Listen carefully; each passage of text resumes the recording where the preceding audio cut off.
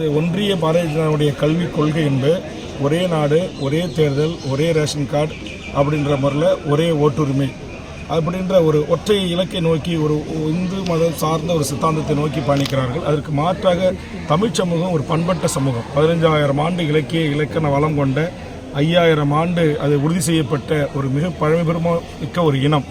ஆக இந்த நாட்டில் இங்கு மக்கள் அனைவரும் சமம் என்கிற ஒரு நிலையை எட்டுவதற்காகத்தான் இன்றைக்கு நம்முடைய பள்ளிக்கல்வித்துறை இன்றைக்கு இந்த புதிய கல்விக் கொள்கையை தமிழ்நாடு அரசு வகுத்தளித்திருக்கிறது. ஆக இந்த கல்விக் கொள்கை அதுபோன்று 11ஆம் வகுப்பில் தேர்வு வேண்டாம் அப்படின்றது 10ஆம் வகுப்பு 12ஆம் வகுப்பு தான் தமிழ்நாட்டினுடைய கல்வி முறையில் அந்த அரசு பொதுத் தேர்வுகள் இருந்தது. அதை நாங்கள் நடைமுறைப்படுத்துவோம் என்று அறிவித்திருக்கிறோம். இது ஒன்றும் புதியது அல்ல. ஆனால் ஒன்றிய அரசு இன்றைக்கு ஒரு ஒன்றிய அரசு பள்ளிகளில் எல்கேஜி போகிற குழந்தைகளுக்கு முதல்ல ஒரு என்ட்ரன்ஸ் டெஸ்ட் வைக்கிறாங்க.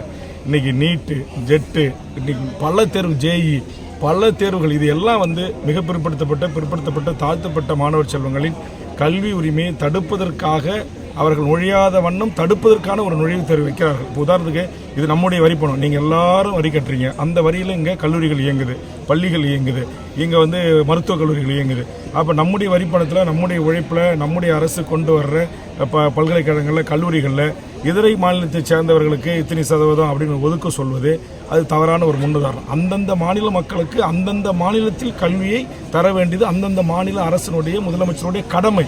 அவங்க சோம்பேறியாக இருந்துட்டு அந்த மாநிலத்தில் வளர்ச்சி பாதையில் அழைத்து செல்லாமல் இந்திய முழுக்க இருக்கிறவங்க, நீங்கள் இங்கே தமிழ்நாட்டில் நல்லா 36 மெடிக்கல் காலேஜ் இருக்குன்னா நீங்கள் இதில் 5% மெடிக்கல் சீட்டில் கொடுங்க, அப்புறம் ஸ்டே வேகன்சியில் ஒரு 20% கொடுங்க அப்படின்னு சொல்லி நம்ம தமிழ்நாட்டை சேர்ந்த மாணவர்களுக்கு கிடைக்க வேண்டிய இடத்தை முழுவதும் அகில இந்திய கோட்டாவில் எடுத்துக்கொள்கின்ற அந்த முறைமை, இது போன்று மதத்தின் பெயரால் மக்களுக்கு ஒரு ஈர்ப்பை ஏற்படுத்துகின்ற கல்வி முறை, அந்த கல்வி முறை, ஆக இதைத்தான் நாம் எதிர்க்கிறோம். இப்போ சிபிஎஸ் பள்ளிகளில் தமிழை படிக்காமல் நீங்கள் வெறும் ஆங்கிலம், இந்தியை மட்டும் படித்து தேர்வு பெறலான்ற முறையெல்லாம் அதில் இருக்குது. அது எல்லாம் கூடாது. ஒவ்வொரு மாநிலங்களும் தத்தமது தேசிய மொழிகளை, பீகார்னா பீகாரி கற்றுக் கொடுங்க, உத்தரப்பிரதேசம்னா உத்தரப்பிரதேசம் தாய்மொழி, அந்த மண்ணின் பூர்வீக குடிகள் மொழி என்னவோ அதை கற்றுக் கொடுக்குற பாடத்திட்டமாக இருக்கணும். அதை விட்டுட்டு ஒற்றை மொழி இந்தியை திணிப்பதைத்தான் நாம் எதிர்க்கிறோம். இப்போ இங்கே இருக்கிற நாம் யார் வேணுமோ நம்முடைய வீட்டு பிள்ளைகள் ஹிந்தி படிக்கலாம், ஜாப்பனீஸ் படிக்கலாம், சைனீஸ் படிக்கலாம், உலகத்தில் இருக்கிற அத்தனை மொழிகளை சீனம் படிக்கலாம், அது தவறில்லை. ஆனால் இதைத்தான் படித்தாக வேண்டும் என்பதை நாம் எதிர்க்கிறோம். பிளே ஸ்டோர் மற்றும் ஆப் ஸ்டோரில் இருந்து பாலிமர் செயலியை QR கோடு மூலம் பதிவிறக்கம் செய்யுங்கள்.